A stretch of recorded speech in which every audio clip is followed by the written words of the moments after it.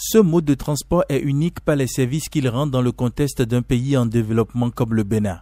De ce point de vue, il complète aux concurrences, selon les cas, les autres modes de transport terrestre, notamment les taxis et les voitures particulières. Instrument de déplacement inévitable dans la vie de la majorité des citadins comme des ruraux, le Zémidjan joue un rôle de premier plan dans les relations locales, nationales et sous-régionales, ce que confirment certains usagers. Les Zémidjans aujourd'hui au Bénin, ils sont très importants pour nous, surtout nous qui n'avons pas nos propres moyens. Si tu vas n'importe où maintenant, tu trouves un Zém rapidement, tu es déjà à ton lieu de rendez-vous. Ça nous aide tellement que même taxi là, beaucoup n'aiment plus prendre les taxis.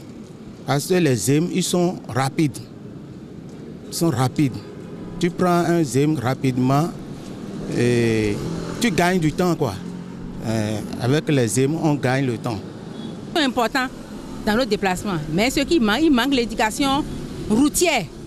Donc si l'État peut vraiment les aider dans le respect des codes de la route, c'est-à-dire l'apprentissage du code de la route, il faut que tous ces usagers à deux roues aillent à l'école du code de la route. Et là, il y aura moins d'accidents et leur comportement sur la route serait vraiment très agréable. Et quand nous prenons le trafic routier, ceux qui utilisent la route, on voit que les conducteurs à deux roues dominent dans la circulation. Cela veut dire que la part qu'ils prennent dans la conduite, la part est importante. Et on doit tout faire pour les recadrer un peu.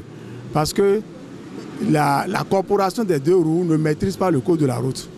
Effectivement, ils sont nécessaires dans le transport des personnes. Les conducteurs de taxi-moto que nous appelons communément Zémidjan sont très importants dans la circulation routière de notre pays parce qu'ils nous aident à rapidement relier les quartiers et parfois les villes. Mais cependant, le risque est là parce que c'est deux roues. Et à cause de l'équilibre et le risque de chute est très important. Pour cela, ceux-ci doivent avoir une formation pour maîtriser leur moto d'abord et connaître le code de la route pour ne plus s'exposer aux risques auxquels ils s'exposent actuellement. Pour Éric Dayonvi, chef division contrôle routier, éducation et statistique au CNSR Cotonou, la route communique et pour mieux conduire, les conducteurs des 2 et 3 roues doivent connaître le langage de la route. Il est appuyé par les usagers. Mais ils doivent connaître le code de la route pour mieux partager la route avec les autres usagers de la route. Quand vous voyez les accidents qui se produisent sur nos routes, vous allez voir qu'ils sont impliqués dedans. Ils sont nombreux. Parce que la seule chose qu'on déplore à leur niveau, c'est qu'ils n'ont pas de carrosserie qui les protège comme les conducteurs à 4 roues. C'est leur corps qui prennent le coup et ils sont blessés, ils sont trucs là. Donc, on va tout faire pour les encadrer. Et pour les encadrer chez nous en sécurité routière, c'est de tout faire pour les obliger à passer par l'auto-école pour avoir le permis A2. Là, on va plus constater leur importance et ils ne seront pas plus dans les accidents de la route. Oui, l'appel que j'ai à lancer à l'endroit de ces conducteurs à deux roues, c'est de leur demander de savoir que la route se partage. Et pour mieux partager la route, il faut connaître le code de la route. Et pour connaître le code de la route, il faut aller à l'auto-école. Il faut qu'ils commencent par s'inscrire volontairement. Effectivement, on a les ONG qui nous appuient, qui les aident à passer le permis A2. Mais eux-mêmes n'ont qu'à prendre l'initiative.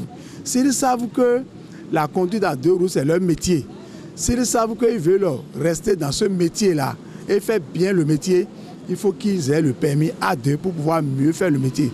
Pour que les accidents de la route ne surviennent pas par eux.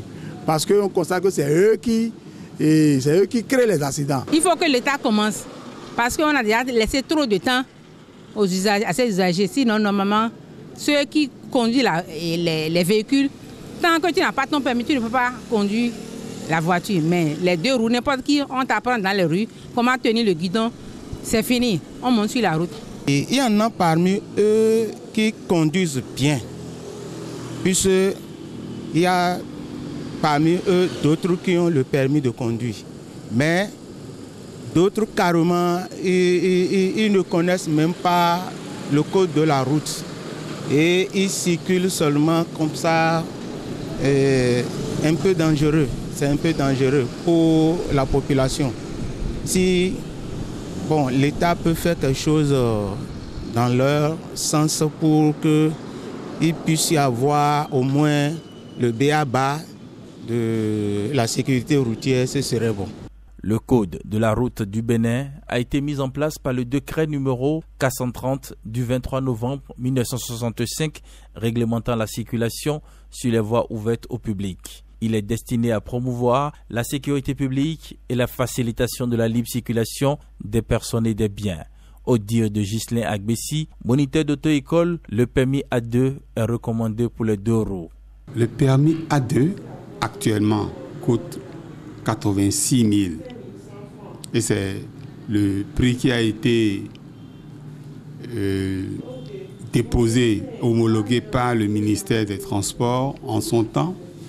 Évidemment, c'était en 2012 que ça a été déposé et c'est le prix que nous appliquons jusque-là. Maintenant, s'il y a des auto-écoles qui diminuent le prix pour attirer la clientèle, évidemment, si nous nous entendons par rapport au nombre qui peuvent être, nous pouvons réduire de façon significative le prix, puisque à cause du grand nombre et à cause de leur utilité pour notre société. Il urge que chaque conducteur de moto ait son permis de conduire afin de préserver sa vie et celui des autres dans la circulation.